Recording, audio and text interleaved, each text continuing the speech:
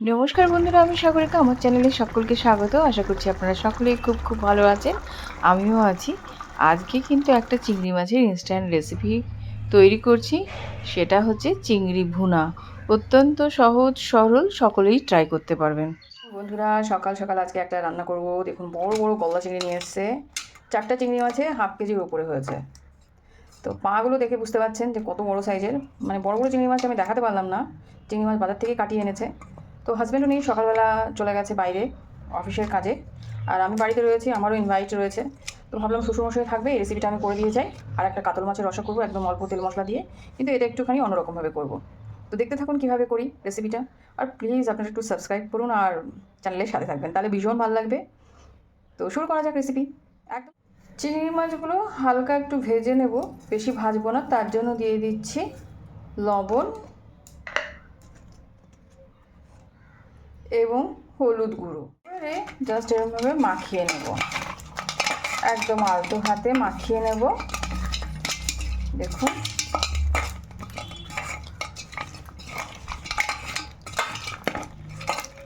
একটু মালাইকারি টাইপেরই করব। মালাইকারি অথচ মালাইকারি না।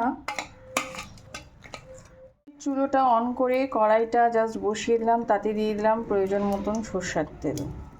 বন্ধুরা আছে, তাদের সঙ্গে আবারও আজকে একটা মিট আপ রয়েছে। তো বেশ ভালোই দিনগুলো কাটছে। তো ভাবলাম রেসিপিটা ঝটপট করেও নিই, আপনাদের শেয়ারও হয়ে যাবে। আসলে বলুন, ভিউ হোক চাই না হোক, আমি জানি না কেন ভিউ হচ্ছে না। প্রত্যেকটা ইউটিউবারই কি ভিউ হচ্ছে না, একটু কমেন্টের মাধ্যমে জানাবেন তো প্লিজ। আপনারা আমাকে একটু সাপোর্ট করুন। মানে মনটা যে খারাপ হয়ে যায় না ভিডিওগুলো করার পর, না হলে আমাকে স্কিপ করতে হবে, ইউটিউব চ্যানেলটা বন্ধ করে দিতে হবে। কী আর করা যাবে। কথা বলতে বলতে তেলটা গরম হয়ে গেছে। এবার আমি চিংড়ি মাছগুলো দিয়ে দিচ্ছি। এর মধ্যে আমি সর্ষে বাটা কিংবা পোস্ত কিছুই দেবো না, একদম সাদা মাটা একটা রেসিপি করব। আর ইনস্ট্যান্ট, আমার রান্না মানেই হচ্ছে ইনস্ট্যান্ট রান্না। বেশ সুন্দর লাল লাল হয়ে গেছে। ইলিশ মাছ তেমন একটা বেশি মশলাপাতির দরকার হয় না বন্ধুরা। ভাজতে যাবেন না, তাহলে মাছগুলো শক্ত হয়ে যাবে। এই অবস্থায় কিন্তু মাছগুলো আমি তুলে নিচ্ছি। দিয়ে দিয়েছি, পাগুলো লাল লাল করে বেশ ভেজে নেব। লাল লাল হয়ে গেলে বুঝবেন যে চিংড়ি মাছে ভাজা হয়ে গেছে।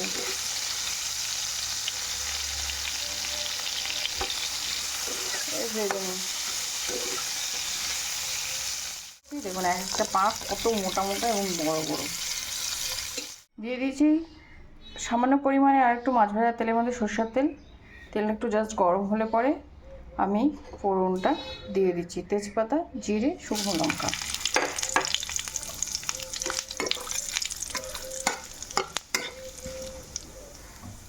হয়ে গেছে।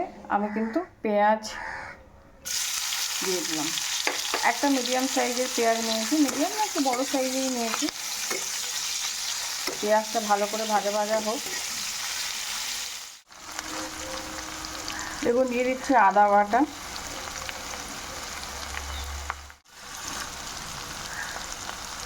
দিয়ে দিচ্ছি রসুন বাটা। এরপরে ভালো করে কষাবো যতক্ষণ পর্যন্ত এটার কাঁচা গন্ধ পুরোপুরি চলে যাবে, ততক্ষণ পর্যন্ত কষিয়ে নিতে হবে। দিয়ে দিচ্ছি প্রয়োজন মতন হলুদ গুঁড়ো। এবারে দিয়েছি স্বাদ অনুসারে লবণ। একেবারে সহজ সাপটা রান্না, কোনো বেশি মশলাপাতি ইউজ করবো না, আর হাতে সময়ও নেই, কিন্তু বাড়ির জন্য করে রাখতে হবে। এই রেসিপিটা কিন্তু পারফেক্ট। তার পরিমাণে একটু জল দিয়ে দিচ্ছি সব মশলাগুলো কষানোর জন্য। কাশ্মীরি লঙ্কার গুঁড়ো সুন্দর একটা কালার আনার জন্য। এর মধ্যে কিন্তু ধনের গুঁড়ো, জিরের গুঁড়ো আমি কিছু দিব না। একটা শুধু মশলা দেবো, সেটা হচ্ছে বিরিয়ানি মশলা।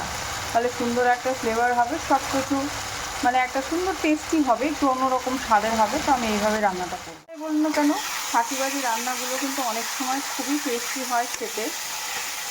আপনারা একটু ট্রাই করে দেখবেন। সময় নেই বাটাবাটি কাটাকাটি করার, কে আপনাকে হেল্প করবে, কার হেল্প নেবেন, কিন্তু রান্না করে খাওয়াবেন সকলকে। যেহেতু আমরা তো গৃহিণী, হাউসওয়াইফ, কোনো কাজ নেই, আবার হাজার আমাদের কাজ, 24 আওয়ার্স সার্ভিস দিতে পারলে বেটার হয়। তো তার জন্য আমাদের কখনো কখনো এই ধরনের প্রসেসগুলো বের করতে সবাই রান্না করে। অলরেডি কিন্তু মশলাটা কষে গেছে, তেল কিন্তু বেরিয়ে গেছে। এবার আমি দিয়ে দিচ্ছি বিরিয়ানি মশলাটা।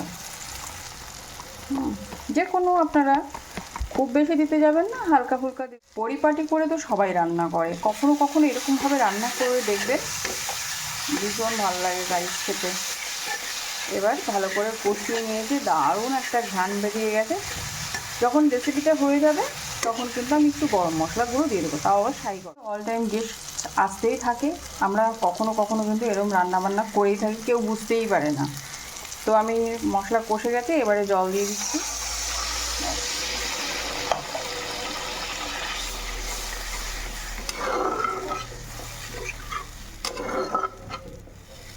একদম ঝোলে টকবক করে ফুটতে শুরু করছে ঝোলটা।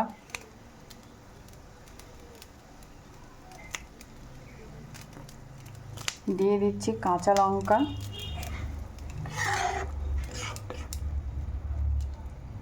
যেহেতু অল্প পরিমাণে গ্রেভি হবে তার জন্য কিন্তু আমি মাছটা এখনই ঢেলে দেবো।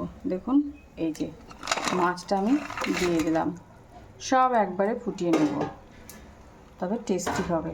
ব্যাস, এখন কি টানা জালে রান্নাটা হবে। ঝোল কিন্তু একেবারে ফুটতে শুরু করে দিয়েছে, রেসিপি প্রায় কমপ্লিটের পথে। আমার হাতে কিন্তু বেশি সময় নেই, 1.5 ঘন্টা মতন সময়।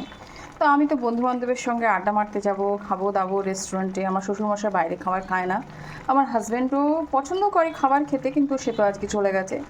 তো মাছটা ছিল, ভাবলাম আজকে আমি রান্না বান্না করেই বেরোবো। আমাদের বাড়িতে একটা ট্র্যাডিশন ছিল, প্রথমে কি হয়েছে, আমার বাপিকে দেখতাম বাড়ির খাবার খেতে ভীষণ পছন্দ করতো, আর দ্বিতীয়ত আমার মা একদম বাপিকে খুব যত্ন করতো।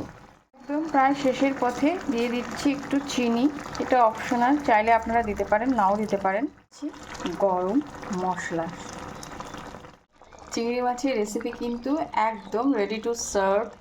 আপনি পোলাও বা কিংবা ফ্রাইড রাইস বলুন আর ভাতের সঙ্গে গরম গরম পরিবেশন করলে কিন্তু সকলের মন একেবারে উৎফুল্ল হয়ে যাবে। আর আপনি এই রেসিপিটা করে নো ডাউট প্রশংসা পাবেন। আর এই জন্য আমার চ্যানেলটিকে কিন্তু ফলো করতে হবে, সাথে কিন্তু লাইক শেয়ার সাবস্ক্রাইব করে পাশে থাকতে হবে।